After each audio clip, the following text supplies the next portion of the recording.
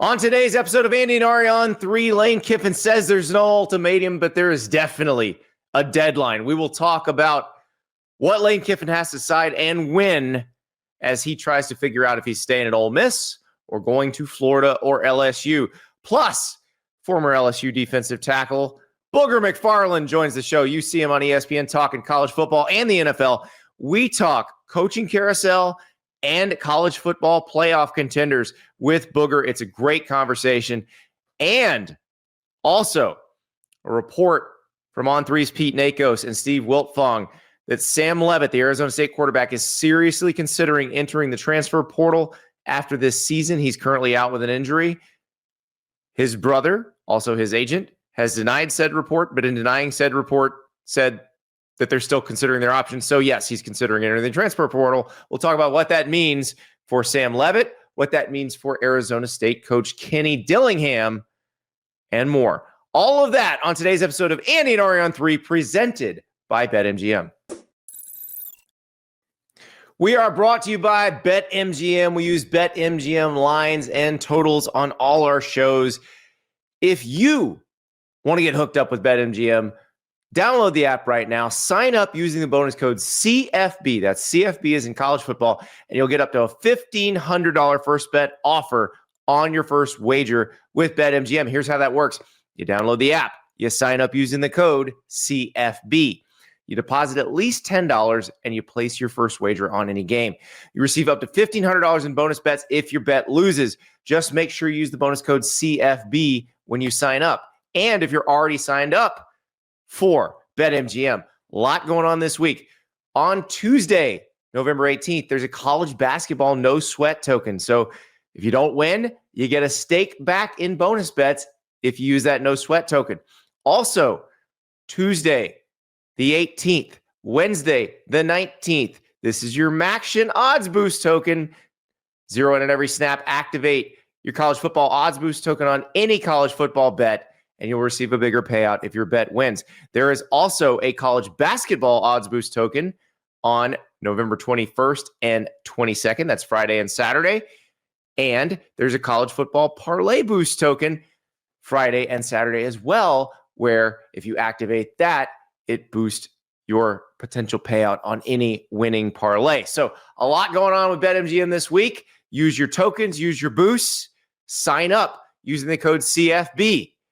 Make this one for the history books, college football and college basketball season. Make it legendary with BetMGM. See BetMGM.com for terms. 21 plus only. U.S. promotional offers are not available in New York, Nevada, Ontario, or Puerto Rico. Gambling problem? Call 1-800-GAMBLER in the U.S. Call 877-8-HOPE-NY or text HOPE-NY 467-369 in New York. Call 1-800-NEXT-STEP in Arizona. Call 1-800-327-5050 in Massachusetts. Call 1-800-BETS-OFF in Iowa or 1-800-981-0023 in Puerto Rico. First bet offer for new customers only, subject to eligibility requirements. Rewards are non-withdrawable bonus bets that expire in 7 days in partnership with Kansas Crossing Casino and Hotel. Don't forget, if you haven't signed up for BetMGM yet, use the bonus code CFB and get your $1,500 first bet offer today.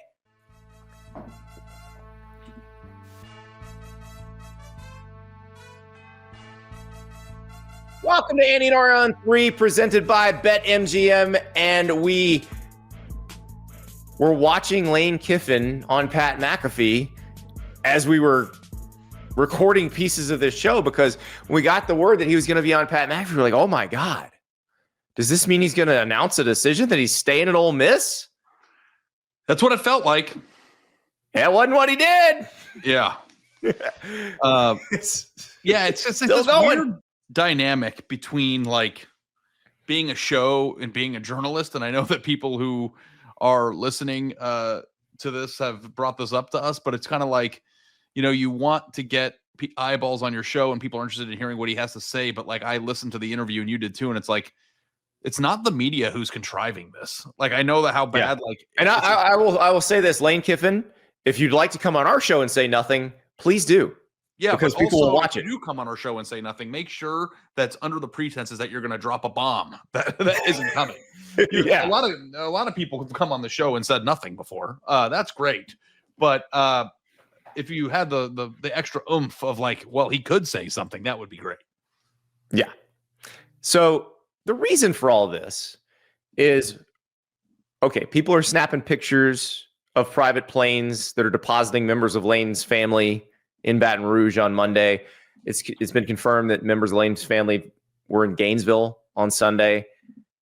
Lane, meanwhile, within Ole Miss, has to make a decision. And Lane said on Pat McAfee, there's no ultimatum, which semantically is probably true, because I don't know if it's an ultimatum. And I have a column about this at On3 about the whole situation, why Keith Carter, the Ole Miss AD, had to give Lane Kiffin a deadline. There may not be an ultimatum, because an ultimatum means that there is some sort of massive consequence depending on what you decide. There's a deadline, though. We don't know yet if there's a consequence. We just know there's a deadline. Yeah. And the deadline is this. By the beginning of Egg Bowl preparation, which would be this weekend, early next week at the latest, like Monday at the latest, by the beginning of Egg Bowl preparation, Keith Carter would like to know what Lane Kiffin is going to do, whether he's going to stay at Ole Miss or pursue the Florida LSU job. There's a reason for this. If Lane Kiffin decides he wants to pursue the Florida or the LSU job, Ole Miss has to hire a coach. This is the busiest coaching carousel maybe in college football history. So the coaches you would be considering, they are all taking jobs in the next 2.5 weeks. If they take jobs in the next 2.5 weeks, you can't hire them in December or January. They're off the board for you. So Keith Carter needs to know if he needs to do a coaching search. Now, whether that means Lane Kiffin can coach in the playoff or not, if he decides to leave, is still up in the air. There's no answer to that. And if he's staying, then obviously there's no problem. Yeah. You know what? I'll do it, Ole Miss. Go all in on this year. When's the last time Ole Miss had a legitimate chance to win a national title? What year was it? Was I born? Pre-integration. Okay. Whatever happens next year and beyond is, in my opinion, a secondary concern, but putting your best foot forward and trying to capture what could be a special year. I'll come in and coach next year. I'll do it for 100 G's and a $500,000 buyout and a 1-year deal. And then you can do your coaching search next year. Like I like, honestly, I know that there are a lot. This is a tricky situation, Andy, because you're correct. And also you don't want to have somebody who may be leaving your place for a rival in your conference, recruiting in your building. And it is not semantics. It is a sticky, tricky situation. And I understand Ole Miss's feeling as if it needs to have an answer to this. So it puts its best foot forward in replacing him. Like, I understand all that. It blows my mind that we're having this conversation as this team is going into the playoff. They are going. Like, I'm comfortable saying it now. They're in. They have never been in. They've never been in position to win a national title. The coach is a offensive genius that people love to have around. You let him see it through. You let your players see it through. You do the best you can to get as far as you possibly can this year, even if it means mortgaging the next year to do it. Like, that's my opinion on it. That's my opinion. Even if you stink next year because you didn't hire the right coach, promote somebody from within, get through next year, and then have a full coaching search. Like, they're not going to have coaches available next year. Well, that's the thing. They could promote Pete Golding, the defensive coordinator. Joe Judge, who's on their staff, has been an NFL head coach before, and which, by the way, that's the person. If you're trying to read the tea leaves, if Lane Kiffin were to say I'm leaving and they decided not to let him coach, you'd think maybe Joe Judge interim, and then you let Charlie Weiss Jr. and Pete Golding, the two coordinators, call plays on their sides of the ball. But I could get behind what you're saying. Well, the real question here, and this is the thing that you have to think about, is if Lane Kiffin makes his intentions clear that he wants to leave and then sticks around, is that actually harmful to the unity and the team in that moment? I'd say only if he's recruiting players from the roster to go with him. That could be harmful. Okay.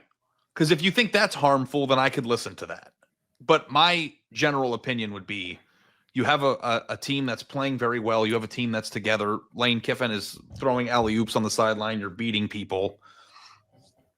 I wouldn't want to mess up the feng shui of that if I could help it. And even if it means not you want Lane Kiffin coaching you in the playoff. You do. And even if that means that you don't get your number one choice for his replacement, like that can be a next year problem. Like hire. I'm gonna talk about it from the perspective of Keith Carter, their AD, because his job's different. And I guarantee you this is what he's thinking right now. I need to know if I need to do a coaching search. I don't know who his favorite would be to replace Lane Kiffin if he was hiring from this group. Hypothetically, let's say it's John Sumrall from Tulane. If you would like to pursue John Sumrall, you have to pursue him before he takes the Auburn job, which is another job that he's up for that he seems to be a perfect fit for. So you need to know by the end of this week, beginning of next week, whether you're going to do that. That's why this is happening. But I can get what you're saying. I can get behind what you're saying. A plan to let Lane Kiffin do it. Now, we've seen coordinators do this. Kirby Smart did it with Alabama before he went to Georgia. Dan Lanning did it with Georgia before he went to Oregon. Or you do recall the one coordinator who didn't finish the run. Who's that? I'll give you some hints. This person he was the Alabama offensive coordinator in 2016. He took the Florida Atlantic job. He coached the Peach Bowl against Washington for Alabama and then was relieved of his duties between the Peach Bowl and the national title game. You remember who that is? Yeah, my brain's short-circuited. A very handsome fellow that's on the screen right now. That's right. It's Lane Kiffin. So it's just ironic that he's the one guy. Yeah. that didn't work out for. I don't know why my brain just shorted there. I look like an idiot. But yeah. No, you look like you were supporting me in my rhetorical device, and I appreciate that. I was. Yeah, I'm a supportive co-host. Yeah. But, and here's the final aspect of this too, is that if you are a competitive person, like I try to put myself into other people's situations, even if my situation isn't as high stakes, but I knew I was leaving the Athletic months before I left the Athletic. Okay. Mm-hmm. And while I was waiting and the Athletic knew and everybody was aware that I was leaving, I still wanted to write badass stories. I promoted my coworkers. I promoted our work. I promoted the Athletic. But it was not your job to recruit people to On3 or to the Athletic. I shared phone numbers. If that were a critical part of your job, do you think they still would have let you hang around? No, it's different. But what I was going to say, though, that's what makes it different. But the thing that I would say, though, is that unlike the Athletic, there was no competition to be had. But Lane Kiffin probably wants a piece of this too. He built it. He's been coaching it. Like, he wants to win. He's competitive. You don't think that he wants to try to win a title? I guarantee you he does. And I imagine that he probably wasn't even thinking about the fact that they might say, we need a decision from you. Yeah. Because he is doing something historic there. I would want to see that through. Like, even if I knew that I was going to try to build something else somewhere else, it's almost like rebuilding a car with your bare hands and like having it all detailed and everything. And then right before you're about to drive it, you're like, you got to go build another car somewhere else. Don't you want to drive it one time? No, you choose to go build a car somewhere else instead of driving the one you just rebuilt. And the person who paid for your car. Yeah, but the person that paid for your car is saying either you drive this one that you rebuilt and you stay here and build another one with me, or you leave, you never touch this car ever again, even though your blood, sweat, and tears are in it, and you go try to do it. It's a choice. It's a tough choice. It is a tough choice. I feel bad for him. We will read from the devotional that Lane Kiffin read from this morning as he wrestles with this choice. But first, let's talk about choices for what you put on your body. I'm wearing the Rhoback Hezzy hoodie. If you wanted if you wanted an Ole Miss one or an LSU one or a Florida one, you could get it right now at Rhoback.com, RHOBACK.com. If you're Lane Kiffin and you just want an Ole Miss one to add to your collection, or if you happen to change jobs and want to add a Florida one or an LSU one to your collection because you're going to need it now, Well, go to Rhoback.com, use the code Andy for 20% off your first purchase. And you can rock that hoodie either at your press conference to say, I'm staying at Ole Miss, or at your introductory press conference when you go to Florida or LSU. Rhoback is that versatile. Also, polos, quarter zips, pants. The joggers right now are spectacular, buttery soft, incredible. Highly recommend. The quarter zips with the helmet stripes, those are beautiful. Looking at the Ohio State one on the screen. Rhoback.com, RHOBACK, hoodies, polos, Q-zips, joggers, shorts, T-shirts, you name it. Use the code Andy and get 20% off your first order. I don't know what Lane Kiffin will order, and I think that's what we're all waiting. So Rhoback, folks, if you do get an order from Lane Kiffin, please tell us what he ordered so we know. Here's what Lane Kiffin was reading on Tuesday morning. All right, he tweeted this out. This is from the devotional that he's reading from. It's day 223. How do you know what to do next? You ask yourself honestly what your 90-year-old self would advise you to do, what they wished you had done. You ask yourself honestly what you sensed from the beginning, what you have ignored, what you have quieted and distracted yourself from. You make two lists, the positives and the negatives, and you weigh them. And if there's one thing on the left that overpowers the dozen things on the right, then you trust that. You ask yourself what path will make you more of the person you are meant to be. This is a very long paragraph saying, make a pros and cons list. So a devotional is like a religious experience, right? Yes. Okay. So is this like this is like something that you would look at through like spirituality? Yes. Correct. The thing on the left overpowers everything on the right, I think is interesting. It is. And I think it's true. And it's something that I'm glad he brought this up, because this is one of those things that I don't think we talk about a lot. And look, we've all made the pro-con list when we're making a big decision. Mm-hmm. But it's true. There can be one factor that overwhelms all the other factors. And I'll give you a pro-con list from back in the day for me. When I got engaged to my wife, who had to stay in Gainesville. I was moving to Knoxville. I'd gotten a new job. She had to stay in Gainesville because she was finishing her degree and couldn't transfer. And it was very difficult. Like, we were apart, 8 hours apart for 2 years. And like, you look at all the cons of that. We got engaged after 3 months. Like, all of the cons on that list outweighed, in terms of number, there were a lot more than the pros. The pros were, but I love her. That was the one. That was the pro.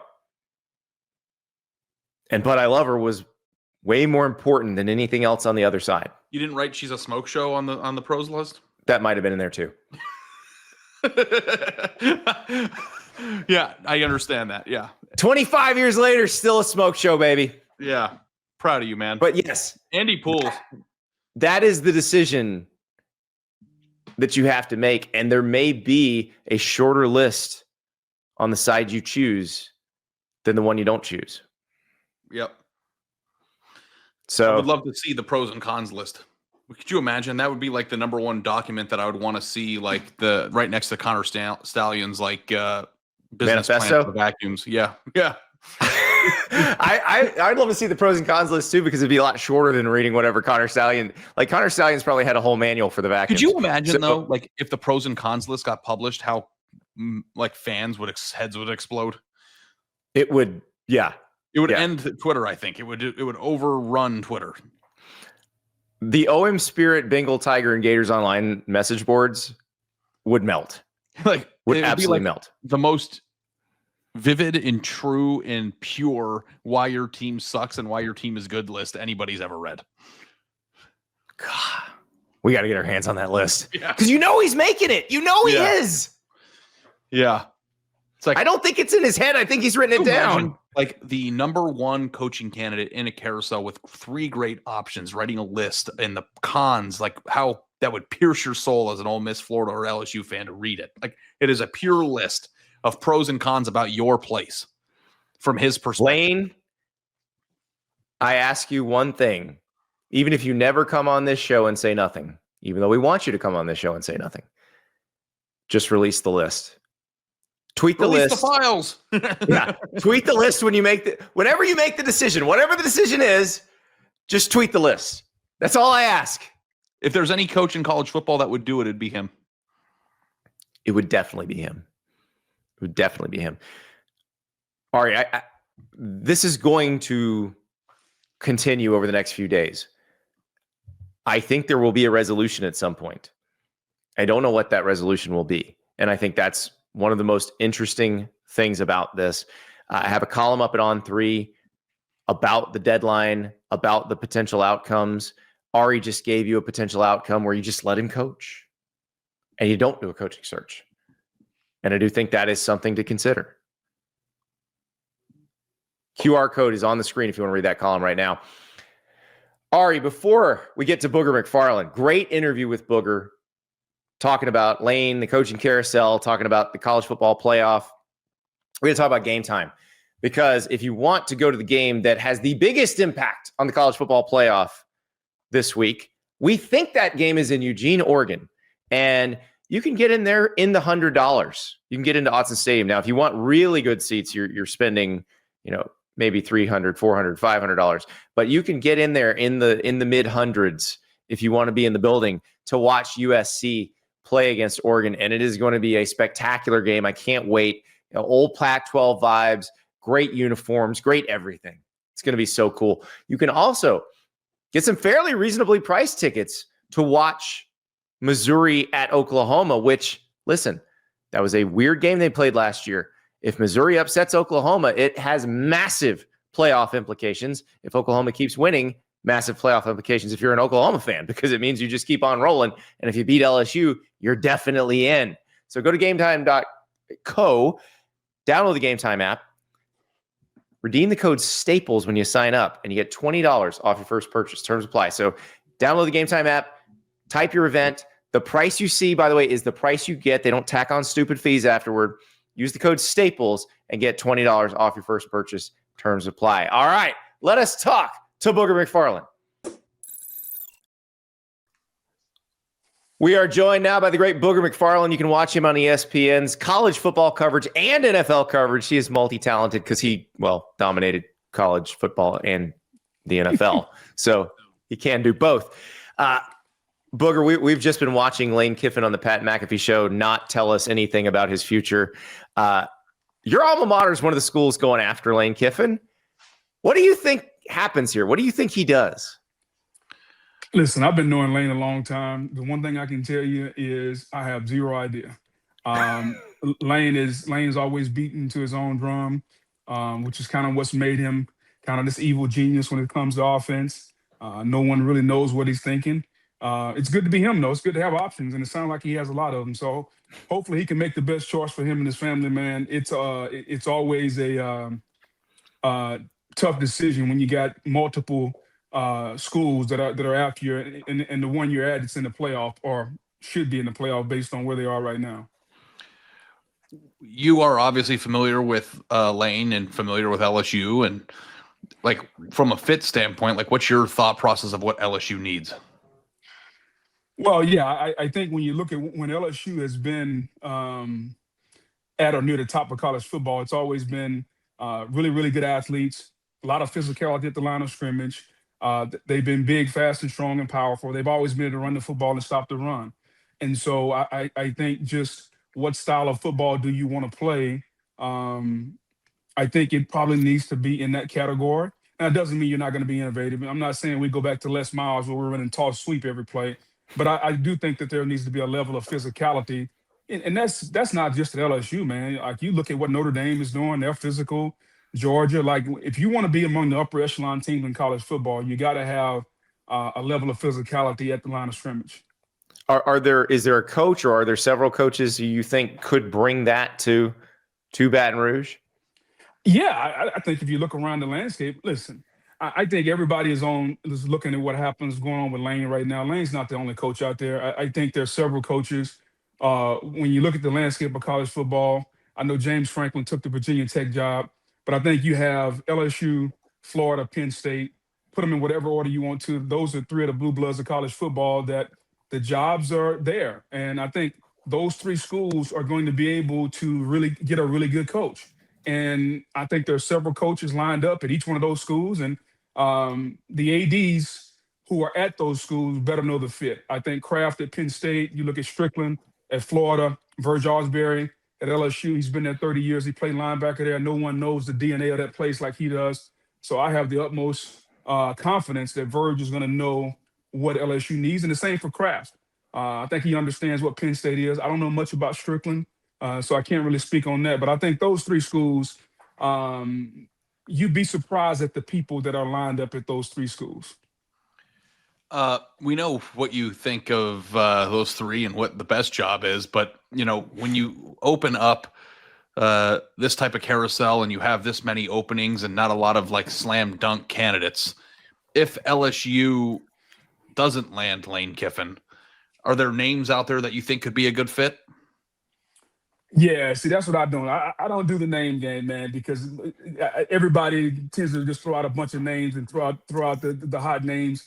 I think I'm looking for, if you ask me, I'm looking for that DNA. Like I want somebody that understands the South. I want somebody that understands that football is a line of scrimmage game. I want somebody that understands that in order to coach your team in this part of the country, you better meet your players where they are, and that's usually in the locker room and on the grass. Nothing against BK. BK is more of a CEO type head coach. I don't think the Southeastern Conference needs that. Like, you got to go down in the locker room with these guys. You don't have to be a player's coach, but you better have a relationship with these guys if you're going to get out there and ask them to fight. Now we got 9 conference games. It's going to be nine Saturdays plus another Power 4. So you got 10 Saturdays where you're going to ask your guys to dig in. You sure as hell better know who they are, and they better know you, because if they got to dig in for you like that, you got to have a rapport with them. And so I think that describes a lot of people. Personality-wise, I mean, look at the coaches that have been successful in this conference, man. Nick, Kirby, Lane, Urban Meyer was successful. Like, it's so many different personalities, but I think the common denominator is really simple, man. You better own the line of scrimmage. You better be able to recruit the state you're in. You better bring a level of physicality to the game, because that's how the game is played. Mm-hmm. And that reminds me of something Kirby said this weekend after Georgia beat Texas, where Kirby said, we're going to be more physical. We're always going to be more physical here. We pay attention to who leaves here because they're not physical enough and where they go, and we want to schedule those teams. How much is that a shot at what Texas is right now, and how much of that is just a recruiting billboard for Georgia? I think it's a combination of all that, Andy.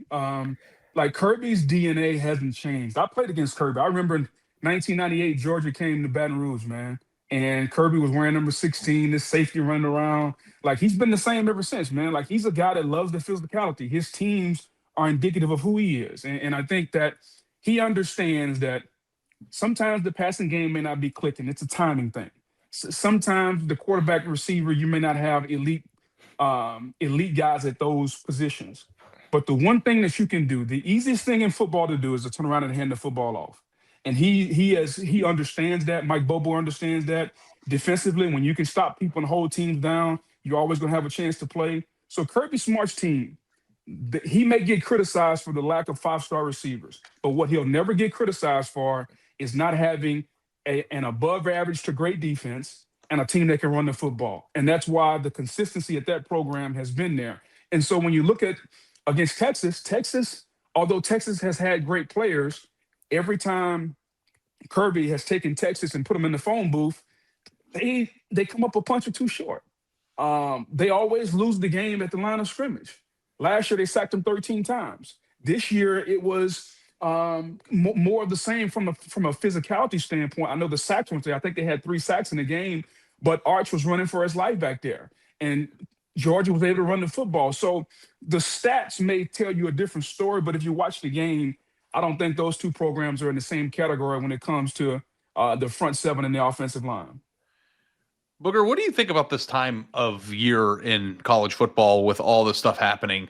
Like, are you enjoying yourself? Do you enjoy the coaching carousel discussion? Do you enjoy, it happening while the playoff is at the apex? Like, what is your personal opinion of the calendar and the way things are going at the moment?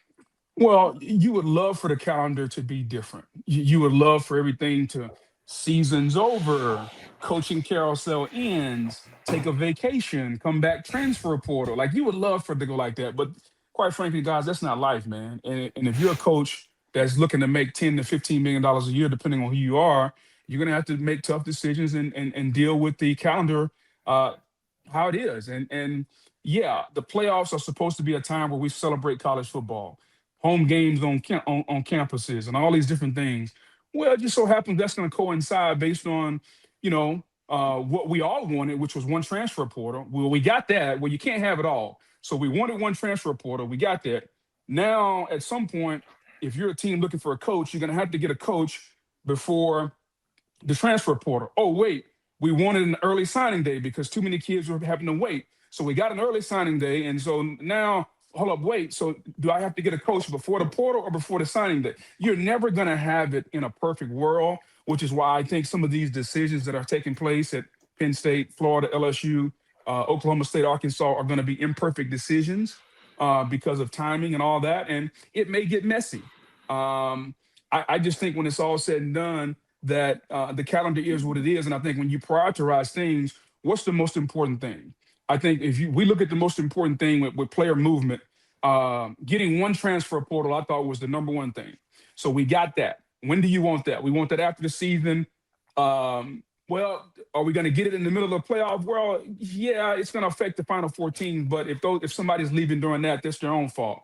So it's when you look at everything, I think they tried to prioritize what's the most important. So we went transfer portal, we went signing day, transfer portal, playoff, signing day. And those things just happen to all take place in about a 4 or 5 week period. It is amazing. And the playoff, I mean, we're recording this a few hours before the committee reveals its rankings. And Booger, I know these rankings tonight don't matter. The ones in 2 weeks are the ones that matter, or I guess in 3 weeks. But what do you think happens in terms of Oklahoma and Alabama and probably Oregon's going to be, in that mix somewhere? Oklahoma beating Alabama, how does that change things? Well, I think it gives Oklahoma a path to the playoff because if they beat Missouri, LSU, 10-2 Oklahoma with those wins is going to get in probably as an at-large. I think it put Alabama in a tenuous situation where they have to beat Auburn. If they don't beat Auburn, now you're looking at a 3-loss Bama team, and it starts to get a little iffy. And so now, if you look at it, you got based on what we see, Georgia. If Ole Miss wins out, Ole Miss is in. Texas A&M, Oklahoma, Alabama, like all 5 of those teams probably deserve a playoff spot. So you give the SEC an option maybe to get 5 teams in the playoff. I don't know if it's going to happen, but all those teams are going to be 10-2 or better, right? You look at Oklahoma, Georgia, Ole Miss, Alabama, Texas A&M. Yeah, they're all going to be 10-2 or better. So in a year where we were trying to get automatic bids and all that good stuff, I think in the first year, since they kind of retooled with all the seating and stuff, we see a scenario why the SEC doesn't want auto bids because they are in line to get 5 teams in the playoff this year. The committee this year, they're all different, but the committee this year seems to be emphasizing projective metrics in a way that they haven't in the past when putting these rankings out, using some of the data from, different sources to try to figure out like how things look from a mathematical standpoint, maybe even emphasizing them more than the results of the games. How have you viewed the way the committee has gone about their business this year, and do you like that? Well, the committee is been charged with a very, I guess, unexact science in trying to rank teams before the resume is complete. And I get it. It's a TV show. We like it. I'm a part of it. I understand it. But every committee is different. And I think this committee has given you a little bit of insight. In just about every situation, when it comes to head-to-head, they've ranked a team that's won the head-to-head battle above, except when you look at Notre Dame and Miami. And I do think if Notre Dame and Miami both finish 10-2, I find it, man, it's going to be hard if Notre Dame gets in above Miami. I'll just put it that way. It's going to be hard for a lot of people to understand that. But I do think the committee is doing a really good job. I think that there are a lot of metrics involved. I'm not a big metric guy. Like when I heard Mac Rhodes start talking about the the interior offensive line play of one team, I'm like, I don't know if I really want you in the weeds. But what that tells me is the coaches in the room are dictating the conversation. I think, man, like it's really simple. Like, who do you think is a better team? Is their defense better, offense better? Are they a defensive team, offensive team? Like all the different things, I think there's a certain level of football we need to get to. But by and large, I think the committee is doing a really good job. I just don't know if it's ever going to be a perfect scenario where everybody on the outside can follow. I think that's what we want. We want a committee that we know what they're going to do before they do it. And quite frankly, when you get 12 people in the room, it's going to be an inexact science. It's going to be subjectivity. I think that's the thing that we have to deal with. So, Booger, the ACC is using you as propaganda, but I wouldn't call it propaganda. It's the same stuff we've been saying too. The ACC put out a tweet yesterday and had a bunch of different luminaries, including you and Joel Klatt and some other people. And it's what you just said. Like Notre Dame's going to be 10-2. Miami looks like they're going to be 10-2. Hope they both get in, but if they're vying for one spot, let's not forget they played on the field. Booger, we've been yelled at by Notre Dame fans all season over this, but I don't know what else to say. It's not a personal thing against Notre Dame. It's just the games have to matter, don't they? Games have to matter, man. I'm a firm believer of this. We did this a few years ago, man, with Florida State. We took the conversation off the field and put it based on what we thought. Like football is a game. We don't have to do that, man. Like if teams. If a Power 4 team goes undefeated, they should be in the playoff. All right, they should be there. Should have been that way with Florida State. If 10-2 10-2 Miami, 10-2 Notre Dame are battling for one spot, it's got to go to the team that won the game on the field. I don't care about. Some people will say, "Well, who's better now?" Well, this is not about now. This is a resume contest. And if it were about now, let's just cancel all the games until late November and just play 3 or 4 games and tell me who's better now. It's not about the now. It's about when you stack your resume, and if the resumes are comparable in this hypothetical, 10-2 Notre Dame, 10-2 Miami. I saw one team beat another team. You have to take the team that won the game. I think that's what they'll do, but I'm really not sure based on what happened to Florida State a few years ago, whether or not they're going to allow the on-the-field score and the on-the-field product to matter. I think what happens in this business, and it's it's fun, is that we get bogged down on these debates. And Booger, I agree with everything you just said, especially because, I think at times like Notre Dame is favored in some of the metrics that they're using.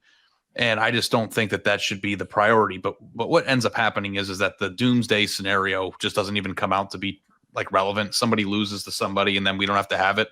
I am very curious what will happen if push comes to shove and there's one spot left and the debate comes down to just those two teams. It's wild. And I'm with you 100%. Yeah. I hopefully that's not the doomsday scenario. But if the SEC gets 5 and you got Indiana, Ohio State, Oregon, that's 3, that's 8. The group of 5 is 9. Big 12, 10, maybe 11, depending on BYU and Texas Tech. Like you really got one spot left, right? Like, there's a scenario where you got one. And so it's going to be interesting, man. I don't know how they're going to do it, but that's a realistic scenario that might happen. So is Ohio State best team in the country? They look to be the most talented. I think they haven't been tested yet, Andy. So I'm not really sure. The one time they got tested was the first game of the year against Texas. Make of that what you wish. We've seen what Texas hasn't been, but I think Ohio State's way better now. We're going to learn a lot about Ohio State against Indiana because I know Indiana is a lot better than they were last year. And we saw that game last year. So I think Indiana has a real shot of beating Ohio State. But I may be wrong. We'll find out come the Big Ten championship, assuming Ohio State can, take care of that team that they really can't beat over the last 4 years. Booger, is there a team that we aren't obviously we know who the 15, 17 teams that are in the mix are. Is there a team that you really like that you feel like isn't getting enough credit? I think the team that could win it all. I don't know if it's getting enough credit now. I think Notre Dame can win a national championship. I think I think A&M can win a national championship. But I think when we look at Notre Dame and you look at A&M, you ask yourself, do I trust CJ Carr? Do I trust Marcel Reed based on some scenarios that I've seen? I think both teams have things that they can lean on. Everybody likes Texas Tech. I don't know. The defensive line is really, really good. The defense is really good. Am I ready to stack up? And here's the game I play.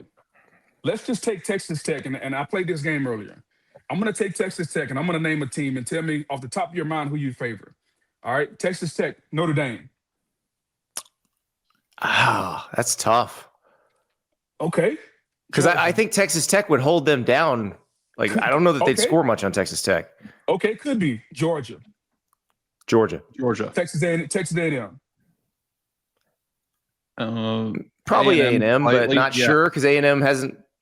Notre Dame's the best team A&M's played. I mean, Notre Dame is probably the answer to your question, though. Like Notre Dame slightly. My point to that exercise, if you go down the list, is that like Texas Tech is going to have to get the right matchup, I think, to not only advance in the playoff, but advance deep in the playoff. Now, can they do it? Sure, but I think it's going to be so matchup driven. I tell you the spot most people want to be in. Whoever's in the fifth spot is probably going to be like, man, we didn't get a bye. Yeah, but you're at home against JMU. You know what I mean? Ari yelled at me when I said that's what Georgia would want. Now, Georgia's actually in a better situation because they might get 4 and not have to play in the SEC championship game. But yeah, if you're 5, you're not playing in the SEC or the Big Ten championship game.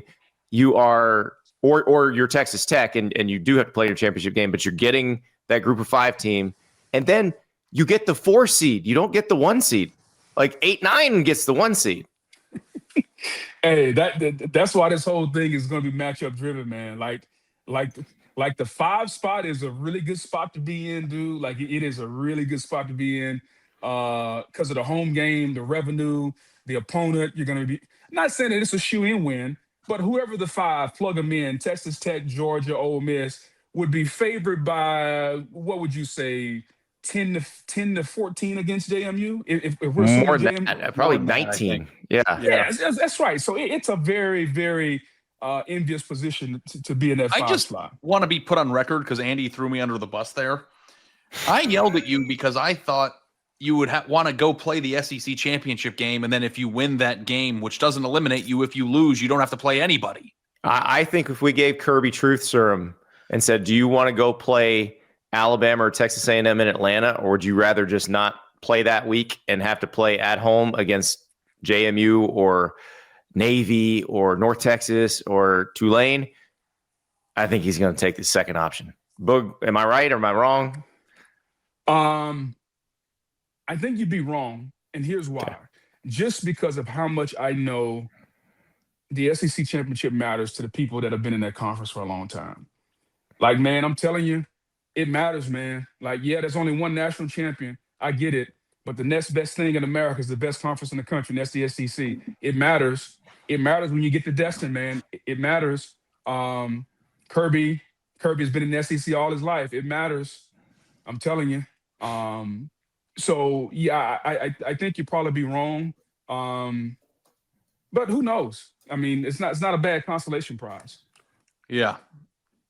They might actually hit the biggest, though, because if they don't play in the SEC championship game and end up with the top 4 seed, they don't have to play anybody, and they get 6 weeks off. It feels like they might get to skirt both. Yeah, we shall see. I think the SEC championship game is ultimately going to be Texas A&M and Alabama, right? I think Alabama's going to be favored over Auburn and Iron Bowl. So I think that's going to wind up being what it is, if I'm not correct, if I'm not mistaken. Yeah, you're right. I think it's going to be a lot of fun to see this go down because this Iron Bowl is going to be fun now that Alabama's got to win it. And we got a good couple weeks coming up. Booger, thank you so much. And we will talk to you again very soon. Before I go, let me get you guys' opinion on one thing. You guys asked me about the whole coaching carousel. I'm going to name the school. Name me each one of your favorites to get the job. Penn State. Okay. I have no idea. That's the one I struggle with. Here's what I say about Penn State. If Bob Chesney from James Madison if like he'd already coached at James Madison for 3 years and then gone to Boston College or gone to Syracuse and coached there for 2 years, it'd be a no-brainer. They'd just be hiring him immediately. So my thing about that is, why don't you just hire Bob Chesney now? What about Pat Fitzgerald at Penn State? I could see it. I actually could see Pat Fitzgerald at Stanford or UCLA, maybe even a little bit better. Yeah, Stanford seems like a great Stanford. one. Yes, Stanford makes more sense.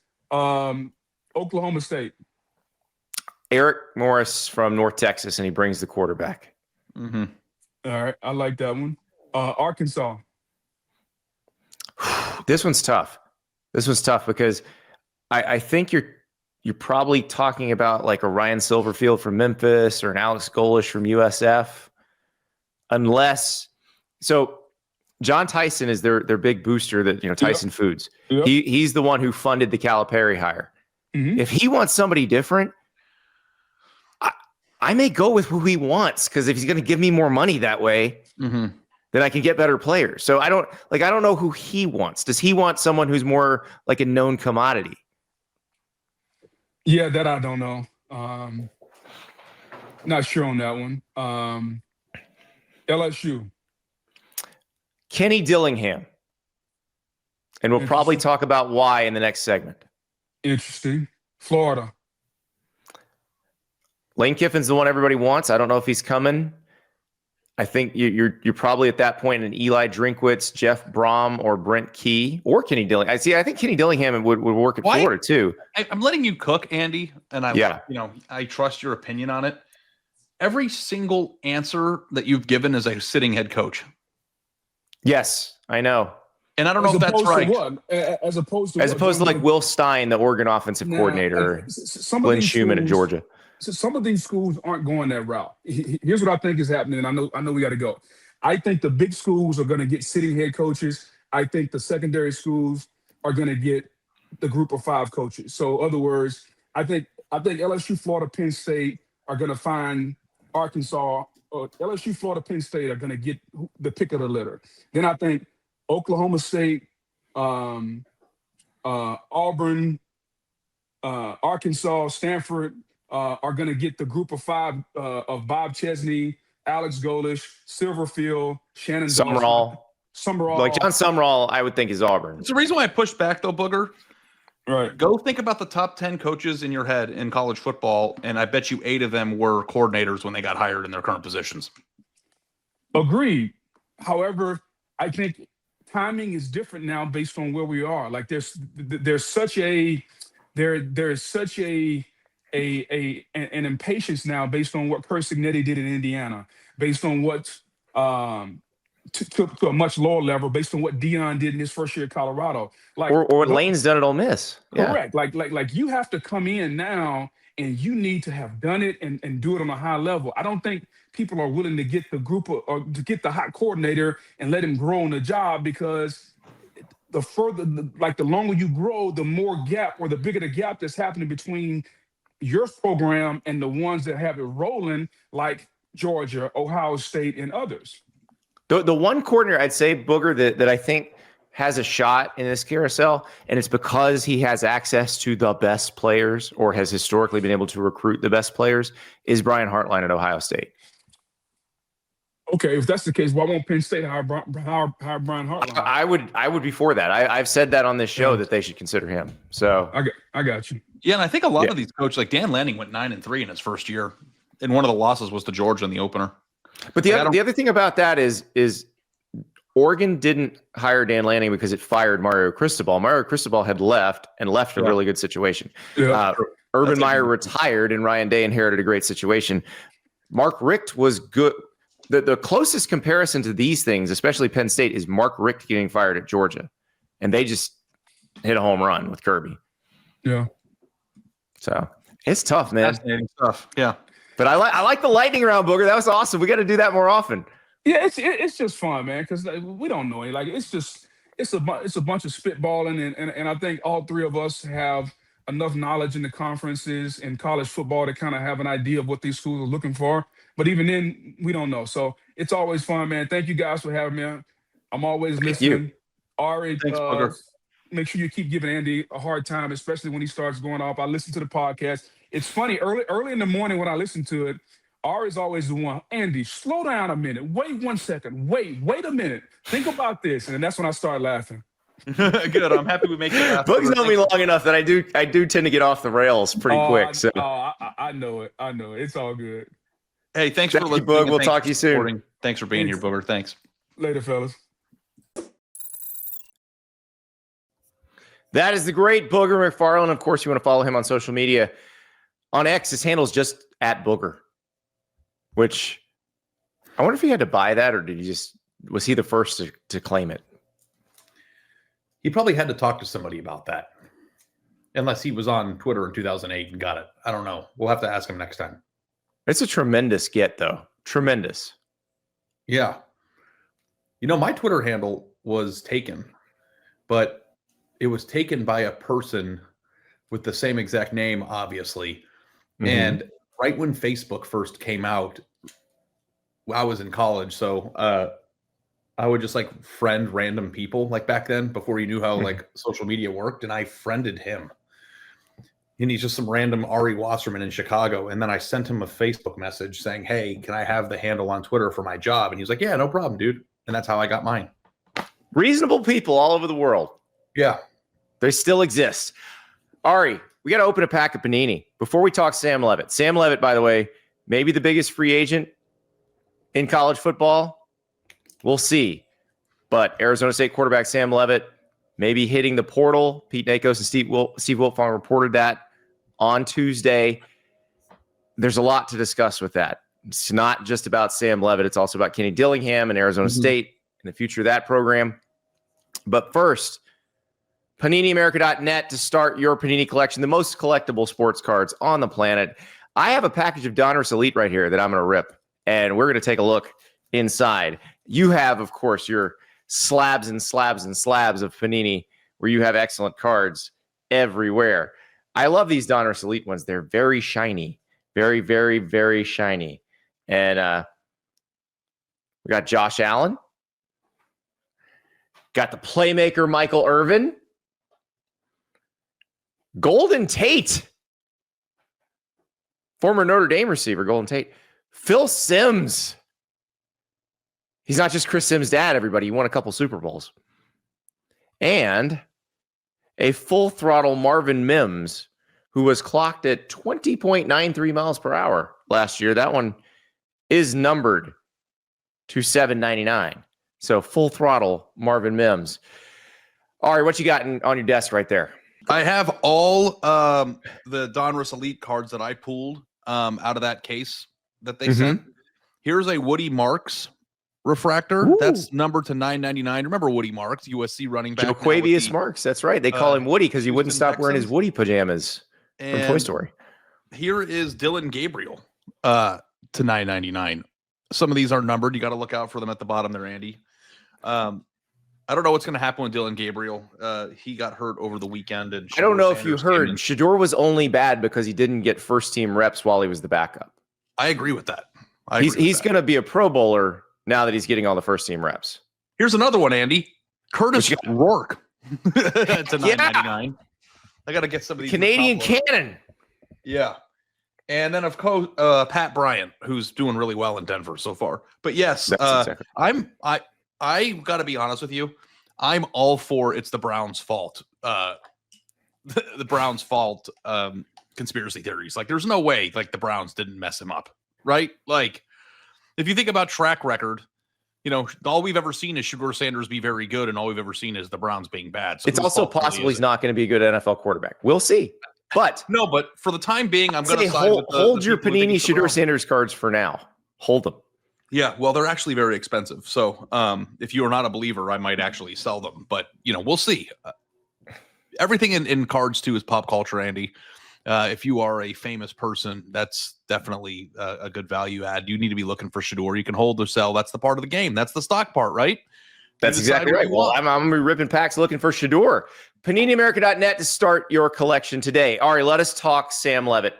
So on Tuesday morning, Pete Nakos and Steve Wiltfong report that Sam Leavitt, who is out for the season with an injury right now, is doubtful to return to Arizona State, but likely would wind up somewhere else in college.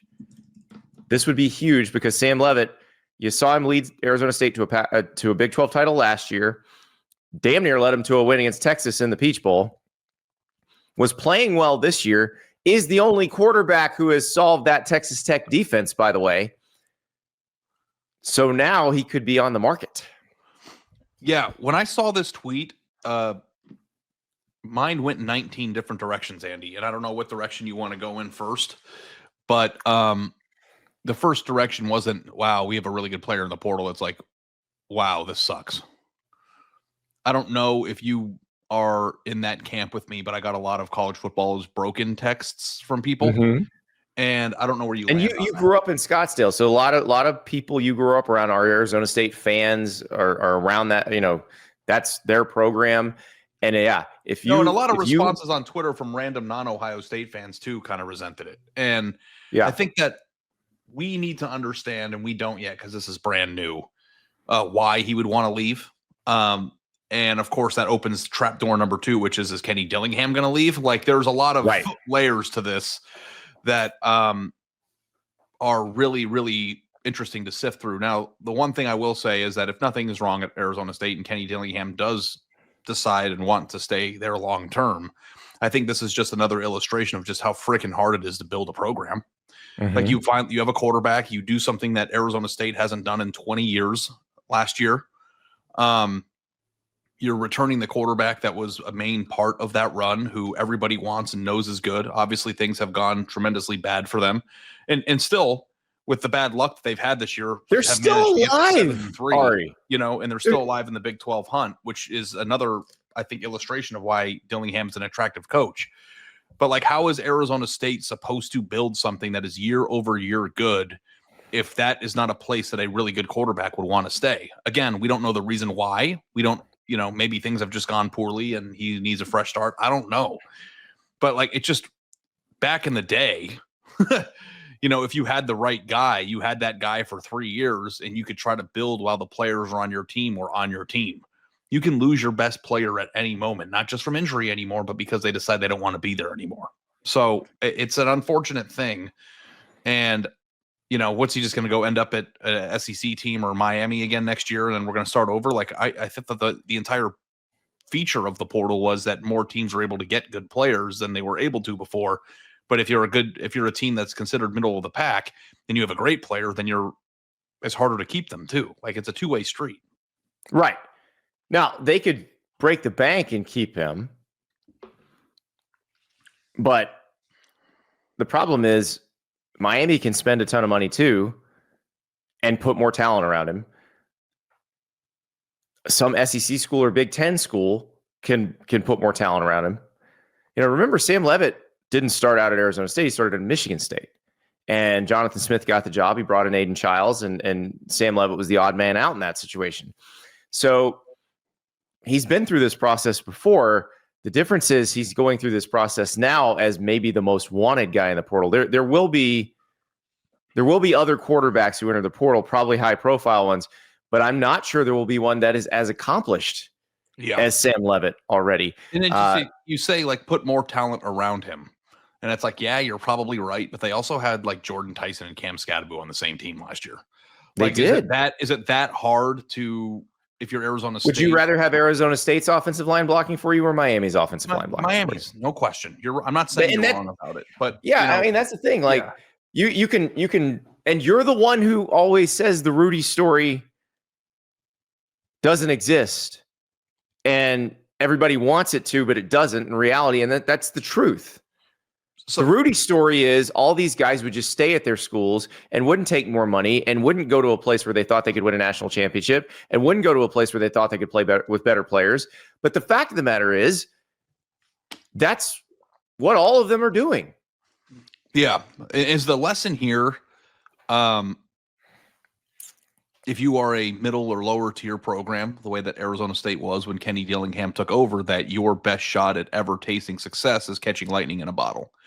Mm-hmm. Like, how is Arizona State supposed to build something with lasting results and consistent results if this is just like, oh, well, I'd rather go play behind Miami's offensive line. Somebody's always going to have more.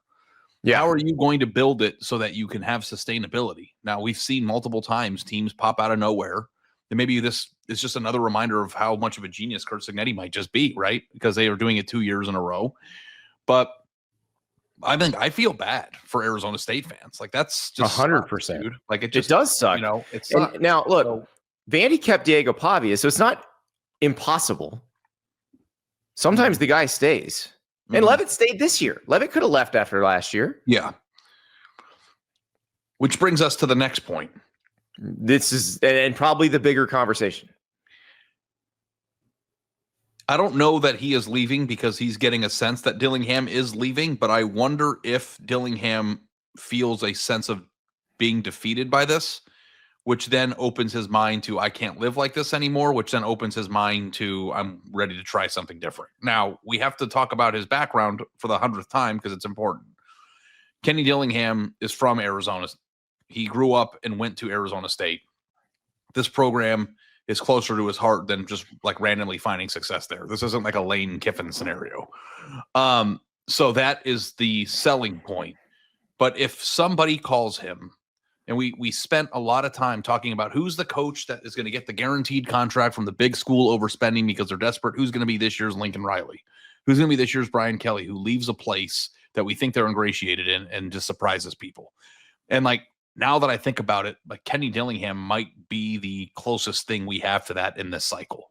Well, and this cycle has a lot of accomplished coaches who are at their alma maters, but their alma maters are not traditional powers. So that would be Kenny Dillingham. That would be Brent Key at Georgia Tech. That would be Jeff Brom at Louisville. That would be Clark Lee at Vanderbilt. These are all guys that are at their alma maters right now, but their alma maters aren't considered destination jobs. So would they leave for something that is considered a destination job? Like if LSU or somebody like that wanted Kenny Dillingham, is he willing to listen? Because I don't think just any old school could get him out of Arizona State, but I think a really good job could. I think there's another aspect to this, and I'm going to sound like a snob, so just bear with me. But we had a conversation internally yesterday as a company about doing a who gets to go to the Fiesta Bowl raffle. And you sent the link to the JW Marriott on Lincoln in Camelback that everybody the Camelback Inn. Yep. Yeah. 5-star resort that hosts the media for I'm the only sports writer in the world who doesn't get it. Like I've stayed there. It's fine. It's not that great. But the other sports writers they think it is like the greatest hotel in the history of the world. I love it there. But sure, but there are other really nice hotels within 5 miles that are just as nice, if not nicer. Oh yeah, no, I'm sure. Yeah, I've stayed in a few of them. Yeah, if you mean like why is it better than the other ones that are directly near it, then okay, we can have that conversation. Yeah, like the Scottsdale Princess or something like that. Yeah, exactly. Yeah, sure. Yeah, no, okay. I thought you meant like I don't understand why people like Scottsdale. In my head almost. No, I love Scottsdale. Okay, 100%. You know what the rate is for that hotel this week? $800. My wife has business there, and I think she might be going. Guess what the rate is for that hotel on Wednesday, tomorrow night? $850. More. Oh, $1,200. More. $1,600? You're over now. It's a $1,450. Wow. And I'm just saying this as an illustration of like Kenny Dillingham gets to live there. Like that's part of it too. It's like some of the alma maters, and I get like the heartstring pull. Like he is somebody who grew up in Scottsdale and left Scottsdale. I am somebody who grew up in Scottsdale and left Scottsdale. You don't appreciate what you have while you're there until you leave. I think he has appreciated what he has now. Like it is a really amazing place to live. And like, I don't know about other cities and other alma maters, but like you also get to live in a place where when people get big payouts at work or retire, want to move there. And I think that like, that's not overrated. I think that's a thing. So I don't know, but like, this is the column that I wrote while me and you were together in Nashville during championship weekend last year. It's all well and good to say you like mountains and 72-degree weather in January. But if LSU calls and says, we'll give you $100 million to coach us all of a sudden the warm and fuzzy feeling about being in the mountains goes away Suddenly real quick. State College, Pennsylvania looks very attractive as a residence. Yeah. So I don't know. And if I were somebody who was trying to build something, like when I bought my parents bought my daughter for her birthday a dollhouse, and it was the worst 4 hours of my life putting the thing together. If somebody would have come into the room while I'm trying to build the thing and taken an essential piece of it away from me and said, keep trying to build it without this, I would kick it down and want to leave. Right. So, or you went to the store, got another piece, used it for a while, and then overnight someone stole it again. And maybe that's an oversimplification of the situation, but I can understand being a coach. What's the number one frustration of any coach when they're in a job? Personnel, players, Jimmys and Joes. And always. I think that you can also just kind of boil that back down to, do we have enough support or enough money or enough fan buy-in or enough administrative buy-in to get those players and keep them? And if he ever gets a feeling like this isn't working for me, then I can understand why you might open your eyes to that. So I don't know. This is all speculation. My understanding and my assumption was that he wanted to stay there long-term, and I've been operating under that assumption. But my assumption doesn't mean shit if somebody calls him with a blank check at a traditional program. And listen, we also have to acknowledge too that there are a lot of big jobs open right now, and not a lot of candidates to fill them. So that means desperation and finances are going to go through the roof. And if Lane Kiffin sets the new job market with the circus that he's going through under right now, and Kenny Dillingham can get 90% of that because of desperation, which he still might be able to. Who knows? It's just, you have to think about it. You absolutely do. You're actually irresponsible to yourself if you don't. But it does suck. I want people to understand it sucks. I'm going to make people mad. I've made people mad when I said this about Oklahoma and USC and Lincoln Riley. It's not better to live in Auburn, Alabama than Scottsdale. So, and I've never even been there. I know for a fact. It's better to live in Auburn, Alabama if you're winning national titles. So that's the thing. My thought was, maybe this crazy son of a bitch is going to figure it out and do it in Tempe. If he ever gets to a point where he feels like he's at the end of the road and you can't go any further, and as a competitive person and somebody who is doing this for a living, wants to win national titles, and he feels like he has maxed himself out, then your only option is to go live in Auburn, Alabama. Yeah. And try to get those things. And I don't know if he's there yet. This is just a conversation, just guys being dudes on a podcast. Mm-hmm. But I was frustrated for him this morning when I saw this. Yeah. I'm with you, because I do think his intention when he went to Arizona State was to be at Arizona State, not to use it as a stepping stone for anything else. But would it be understandable to you if, because the circumstances changed in the way they did, he looks at it differently now? And my hope for him is that there's nothing that could ever happen where he doubts himself or doubts his program. But if you asked LeBron James in an honest moment, he might have even said this publicly. I'm not an NBA head that clings to every word he says. Which championship means the most to him? I bet you it's Cleveland. It's Cleveland one. Gotta be. So, if you ask Kenny Dillingham, would you rather win the national title at Auburn, or would you rather win the national title at LSU or any of the other jobs that are open, or win the Big 12 5 years in a row and make Arizona State consistently good and become a legend at your home? What would you rather do? I don't know the answer to that. Yeah. But, we always talk about national championships in this realm because that's what people are driven by. But I also wonder if somebody can be at a place long-term, never win a national title, but still be the greatest coach that ever coached there and build it up to a place. That's a pretty good existence too. I don't know if the end of the road has to be national title. There are a lot of coaches who coach for 30 years who never get a national title. It's hard. It's elusive. And for a long time there, the same group of 5 teams were the ones winning it. If your hope is that this new era is going to usher in parity like we've never seen before, then maybe he should not feel that way. So it's confusing. It's deep. But my hope for Arizona State and the people that I know who love them and all the people who love college football is that maybe another program can just keep their frickin' guy and actually build something rather than it just being, okay, well, young hotshot coach who has already done more with less goes to LSU. It's okay.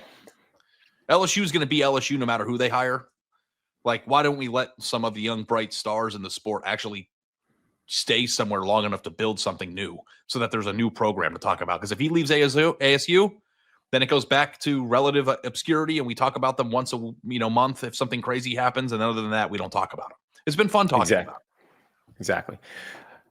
Ari, I will give Arizona State some immediate hope for right now. They play Colorado this week. Territorial Cup against Arizona's next week.